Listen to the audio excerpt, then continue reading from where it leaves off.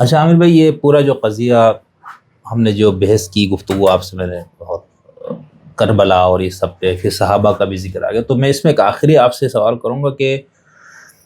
ہمارے ہاں ایک سوال ہمیشہ زیر گردش رہا ہے، اور اس پہ دونوں طرح کا مواد ملتا ہے کہ صحابہ اور اہل بیت کے آپس میں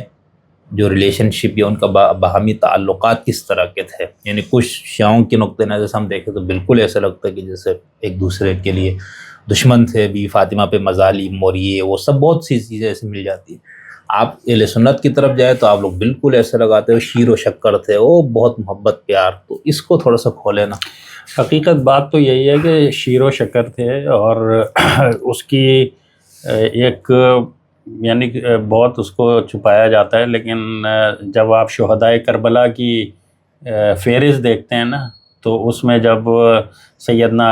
علی رضی اللہ تعالیٰ عنہ کے بیٹے کا نام ابو بکر اور عثمان آتا ہے، یا سیدنا حسین کے بیٹوں کے نام، یا سیدنا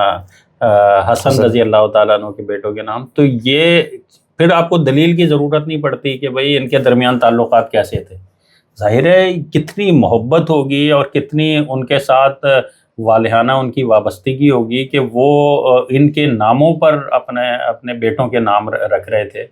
تو اسی طریقے سے سیدنا ابو بکر صدیق رضی اللہ تعالیٰ عنہ کی دور خلافت، سیدنا عمر فاروق رضی اللہ تعالیٰ عنہ کا دور خلافت، اور سیدنا عثمان غنی رضی اللہ تعالیٰ عنہ کا دور خلافت، اس میں جو اہل بیت کے وظائف تھے، اہل بیت کے ساتھ محبت کا اظہار جو مختلف انداز میں ان خلفاء نے کیا، تو وہ بھی اس بات کی دلیل ہے کہ یعنی ان کے نزدیک بھی ان کی کس قدر و منزلت کیا تھی. تو یہ بیانیہ بنانے کے لیے جو ہے کہ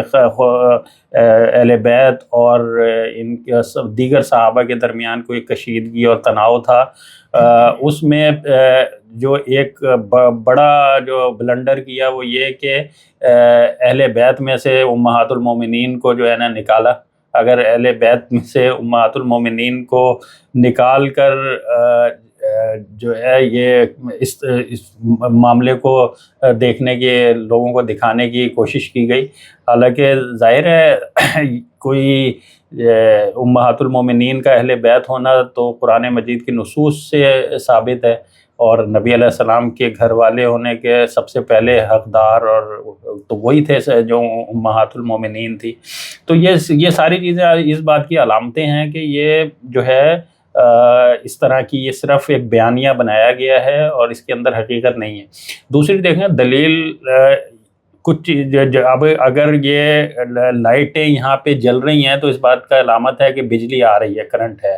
کوئی گاڑی چل رہی ہے تو اس کا مطلب یہ ہے کہ اس کے اندر پیٹرول ہے، ڈیزل ہے، اس کے لیے دلیل کی ضرورت نہیں ہوتی. تو جب ریاست ترقی کر رہی ہے، ریاست کے اندر استحکام آ رہا ہے اور ریاست کے اندر وسعت پیدا ہو رہی ہے، تو اس کا مطلب یہ ہے کہ صحابہ کرام کے درمیان وہی ریلیشن تھا جس کی قرآن مجید میں اور اس سے پہلے کی کتابوں میں موجود ہے. محمد الرسول اللہ والذین معہ اشداء علی الکفار رحماء بینہم. کیونکہ جو لوگ آپس میں لڑتے جھگڑتے رہیں اور کشیدگی اور اس تناؤ کی کیفیت میں مبتلا رہیں، تو وہ باہر کسی دشمن سے کیسے مقابلہ کر سکتے ہیں؟ وہ تو آپس میں ہی لڑ جھگڑ کے ختم ہو جائیں گے. جس طرح اللہ کے نبی صلی اللہ علیہ وسلم سے کی بعثت سے پہلے جو عرب کی حالت تھی، حالانکہ یہی وہ طاقتور عنصر تھا اس دنیا کا جو مکہ مدینہ اور عرب کی سرزمین سے نکلا اور روم اور فارس کی حکومتوں کو تہس نہس کر کے جو ہے نا یہ اتنی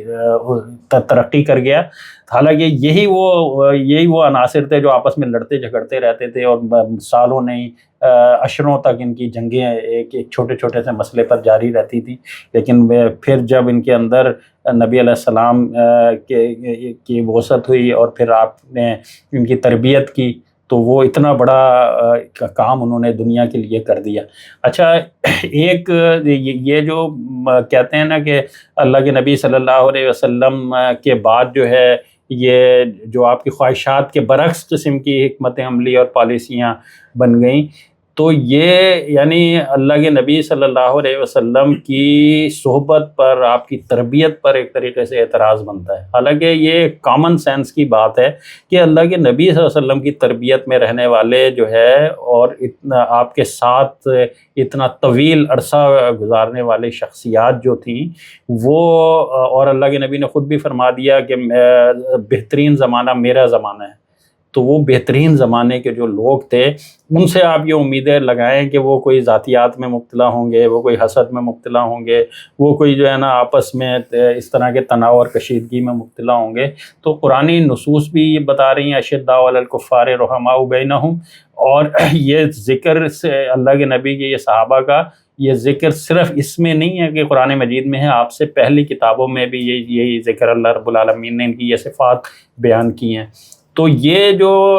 یعنی شہدائے کربلا کی فہرست ہے وہ خود اگر کوئی یعنی تعصبات سے بالاتر ہو کر سوچے تو وہ خود اس بیانیے کی نفی کر دے گا کہ بھائی یہ صحابہ کرام میں اور دیگر اہل بیت کے افراد میں کوئی تناؤ نہیں تھا، کوئی دشمنیاں نہیں تھیں، کوئی کشیدگی نہیں تھی، کیونکہ وہ اتنی آپس میں محبت کرتے تھے کہ ایک دوسرے کے ناموں پر اپنے بچوں کے نام رکھتے تھے. جی بہت اچھا ہے. میں تو آخری سوال کہا تھا لیکن اب ایک دو سوال اور اس سے پیدا ہو. ایک تو یہ کہ جو لوگ یہ کہتے ہیں کہ حضرت علی کے اولادوں کے نام میں اس طرح کے نام تھے، تو اس کا تو جواب یہ دیا جاتا ہے دوسری طرح سے. ایک تو عربوں میں اس طرح کے نام رکھنے کا رواج تھا،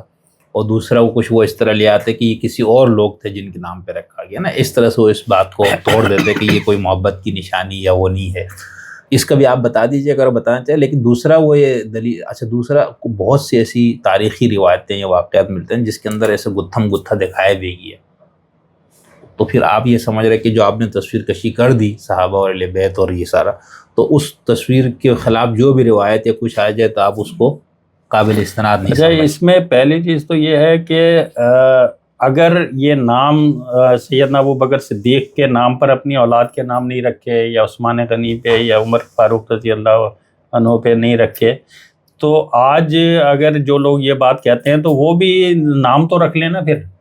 لیکن آپ دیکھتے ہیں کہ یہ تعصبات کی، یعنی آپ ان کو یہ مشورہ دے رہے کہ چلو سنت امام سمجھ کے نام رکھے کہ آپ کی امام اگر وہ سنت امام سمجھتے وہ تو ان کا بیانیہ ختم ہو جائے گا اگر وہ یہ نام رکھ لیں گے. دیکھو نا آپ، وہ تو ان کو چھپایا ہوا ہے ناموں کو بیان نہیں کیا جاتا. آپ یہ فرمانا چاہ رہے ہیں کہ چلو وہ حضرت ابوبکر، عمر، عثمان یہ خلفاء نہیں تھے، کوئی اور لوگوں کے نام پہ حضرت علی نے رکھے. نہیں اگر ہوتے، میں یہ کہہ رہا ہوں کہ اگر یہ کسی اور کے نام پہ ہوتے تو یہ لوگ بھی رکھ رہے ہوتے پھر ابھی تک بھی. ہاں تو آپ یہ کہہ رہے کہ یہ اس کا مطلب یہ ہے کہ یہ جو ہے وہ انہی کے ناموں پہ یہ نام رکھے تھے.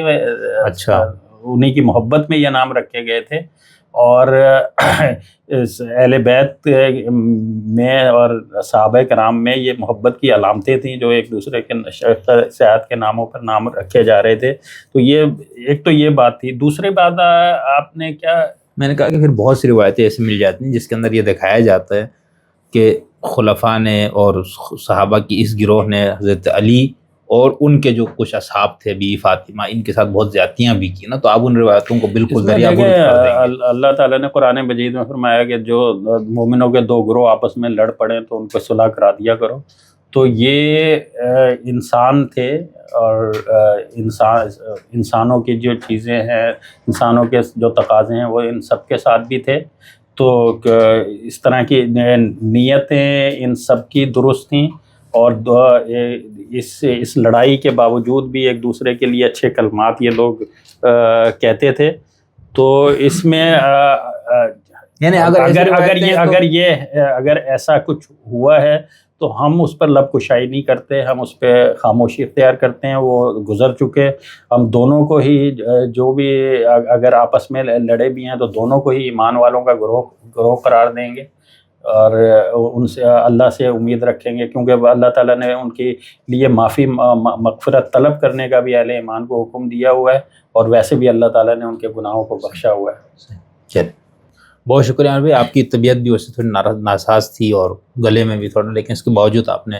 بھرپور ٹائم دیا اور بہت عزت افزائی کی، اور طالب علم کے کچھ طالب علمانہ اور کچھ احمقانہ سوالات کو جو ہے نا آپ نے بہت اسکالر اور ایک دانشور کی طرح نہیں آپ میں آپ کو بہت شکر گزار ہوں. جس ایک پلیٹ فارم سمجھ لیں آپ نے بنا لیا ہے، اس میں ظاہر ہے ہر ایک کا آپ موقف لیتے ہیں اور اس کو لوگوں کے سامنے لے آتے ہیں. یہ ظاہر ہے یہ ضروری نہیں ہوتا کہ آپ اس سے اتفاق کر رہے ہوں یا نہ کر رہے ہوں، لیکن کم از کم یہ ایک پلیٹ فارم مل گیا ہے کہ جہاں پر ہر ایک مکتب فکر کی بات جو ہے، جو موقف جو ہے آفیشیل جو موقف ہے وہ لوگوں کے سامنے آ رہا ہے، اور آپ ایسے سوالات کر کے بھی وہ چیزیں نمایاں کر دیتے ہیں، واضح کر دیتے ہیں. تو بہرحال یہ ایک میں سمجھتا ہوں کہ مثبت اور تعمیری کام ہے، اور اللہ تعالیٰ ہم سب کو ہی اچھے کاموں کی توفیق دے اور ہمیں سب کو ہدایت عطا فرمائے. تھینک یو، بہت شکریہ، متشکرم.